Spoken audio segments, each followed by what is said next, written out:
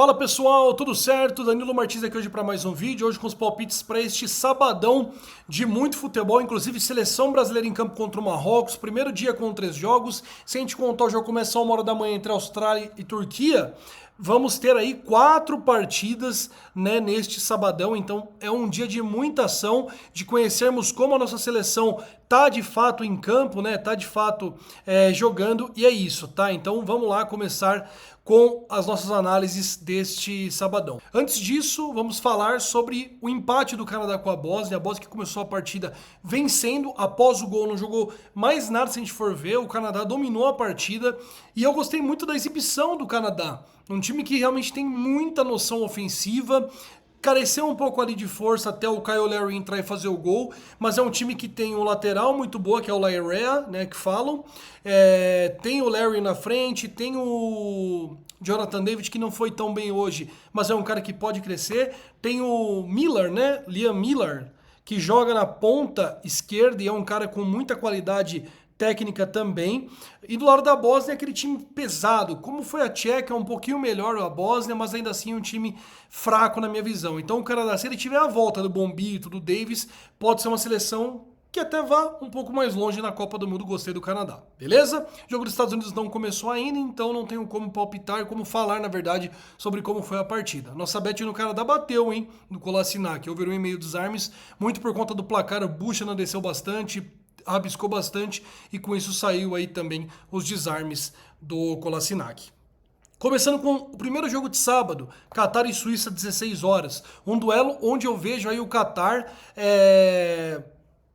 com poucas chances de sucesso, tá? O time do Catar, por mais que esteja muito desvalorizado, pagando 1,22 para a Suíça, a cotação do Catar nesse dólar tá pagando 14, né? Então quem confia no Catar pode entrar no modo 14, mas eu achei ainda assim muito difícil de acontecer uma zebra, tá? Então vocês sabem que eu gosto de uma zebrinha aqui e ali, mas esse duelo eu acho que a Suíça realmente vai levar melhor. Por quê? O time da Suíça tem um elenco muito completo, né? Tem o Akanji na zaga, tem o Ndoye na ponta direita, tem o Embolo no ataque, tem o Xhaka, tem o Kobel no gol. Então é um time muito bem estruturado, não tem uma grande peça, mas é um time que tem ali suas peças, uma em cada time bom da Europa, que monta um conjunto bom, que é o conjunto da Suíça, que está acostumado com grandes enfrentamentos, né, contra Portugal, contra Itália, contra França, contra não sei quem. Então é um time forte. O Catar é um time que já vem desvalorizado porque quando mandou a Copa do Mundo em 2022, teve a pior campanha da história, perdeu os 3 jogos para a Holanda, para Equador e para Senegal. Então o time do Catar, por mais que na Ásia ele tenha assim algum sucesso, é um time que quando esteve na última Copa do Mundo não foi bem. E é um time que é todo basicamente nacional, né? As grandes peças do Catar, se a gente for olhar, estão no setor de frente. É o Edmilson Júnior na ponta direita, o Al-Moez Ali centralizado e o Akram Afif na esquerda. Esses são os principais jogadores catares para essa Copa do Mundo. E é um time que, na minha visão, vai sofrer muito neste grupo. Pode ser que ali contra o Canadá e contra a Bósnia tenha uma zebrinha, mas contra a Suíça eu acho difícil, tá? Falando sobre o jogo, o que eu vou fazer na partida? Eu tenho 2 palpites para vocês. Primeiro palpite, Suíça mais de 1,5 na partida e Suíça mais de 1,5 escanteios no primeiro tempo, pagando 1,66, tá certo? Essa bet eu acho interessante porque eu vejo a Suíça pressionando muito o Catar no primeiro tempo do duelo e fazendo mais de 1,5 gol, construindo ali um placar de grande número de gols, 2, 3 ou até 4-0, tá bom? E outra bet que eu gosto, essa do lado do Catar, que é um pouquinho mais, como é que eu posso dizer, um pouquinho mais insegura, digamos assim, é o Al-Moez Ali para dar 2 chutes, tá, ou mais na partida. O Al-Moez Ali é o cara centralizado, é o cara que vai ser procurado pelo Catar, e por mais que o Catar seja um time que chuta razoavelmente pouco, o Al-Moez Ali é o cara desse time junto com o Akram Afif. Só que o Akram Afif tem números bem ruins chutando, né, e o Al-Moez Ali é um cara mais centralizado. Então eu vou nesses 2 chutes dele com meia unidadezinha só, tá? E aí vocês veem se pegam ou não, mas essa aí é um pouco mais arriscada, beleza? No jogo do Brasil contra o Marrocos, nós temos um duelo que a população brasileira sabe que do outro lado é um time mais complicado do que você teria em outras estreias de Copa do Mundo. O Marrocos é uma seleção que ficou em 3º lugar da última Copa do Mundo, não sei se ele ganhou ou perdeu da Croácia no 3º lugar, me passou isso.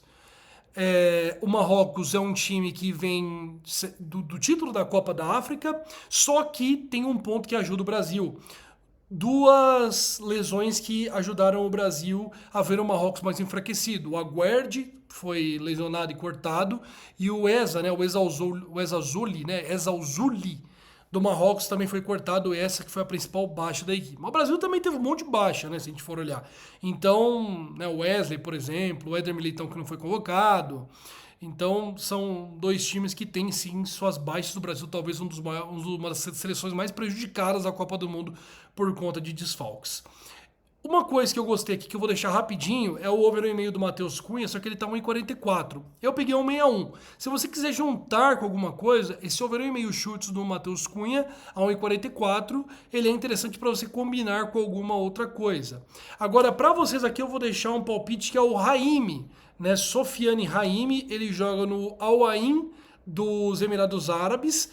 E é um cara que chuta muito, ele já teve bons números de chutes no último Mundial de Clubes. É um cara que chuta muito no seu clube e ele entra no lugar do Eza. Então, com isso, o Raimi pode ser um cara que vai chutar bastante. Ele é um cara que não fica esperando muito para chutar, não. Então, esse over no meio do Raimi a 1,83 me chama a atenção. Eu fiz essa aposta, mandei no meu grupo de especiais, que o link tá aqui na descrição, e eu acho uma boa bet essa do Raimi, até porque eu acho que o Marrocos amanhã vai ser um time que vai ter um número de chutes interessante. Não acho que vai ser um duelo que o Brasil vai pressionar, não. Acho que até a gente pode se espantar um pouco no começo e ver o Marrocos pressionando um pouco a seleção brasileira, ao invés do Brasil, de fato, ir para cima da seleção marroquina. Ok?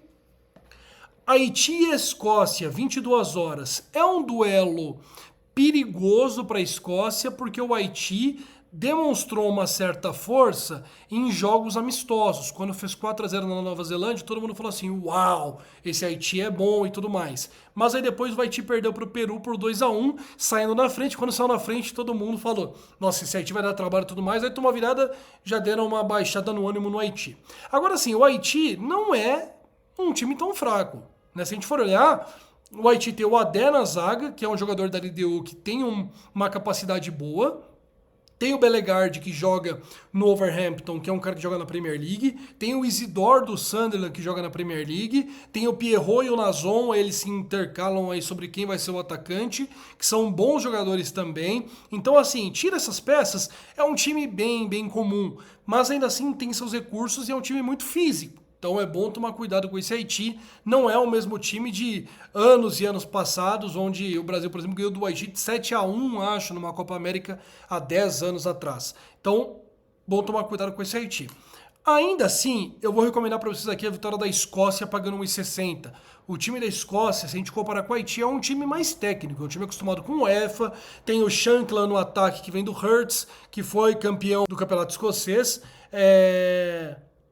Tem o Che Adams, que é um jogador também que atua na Itália e tem boa qualidade. Tem o meio-campo, que tem o McTominay, McGinn.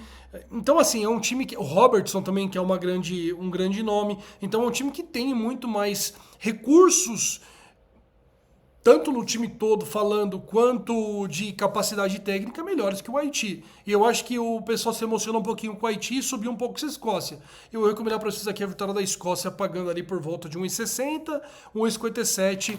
É isso, beleza? E no último jogo da nossa lista, Turquia e Austrália, segundo o mando da FIFA, Austrália e Turquia.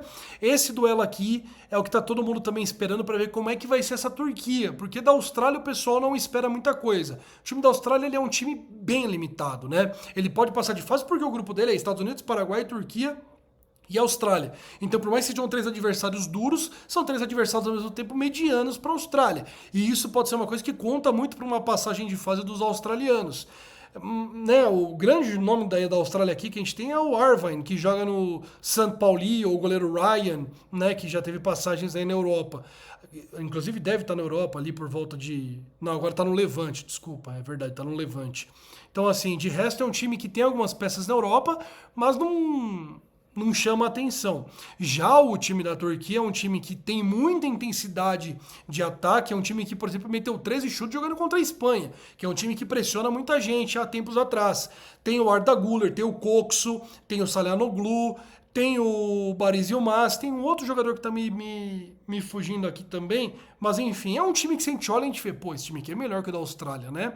Agora é um pouco de ver como o jogo vai ser também. O que eu quero recomendar pra vocês aqui? Você tá a fim de fazer alguma bet?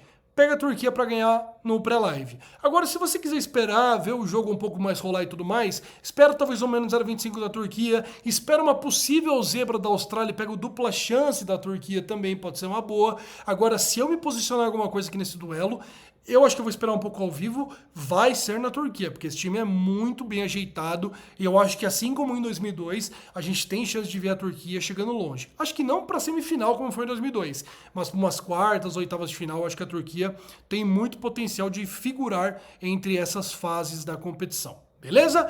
É isso, pessoal. Tamo junto. Meu VIP tá aqui de especiais. Lá nós mandamos bets de desarmes, finalizações, muitas coisas legais, de escanteios também, criadas, odds altas. Se você quiser participar, o link tá aqui embaixo. E valeu, vamos pro dia 3 de Copa do Mundo. Simbora!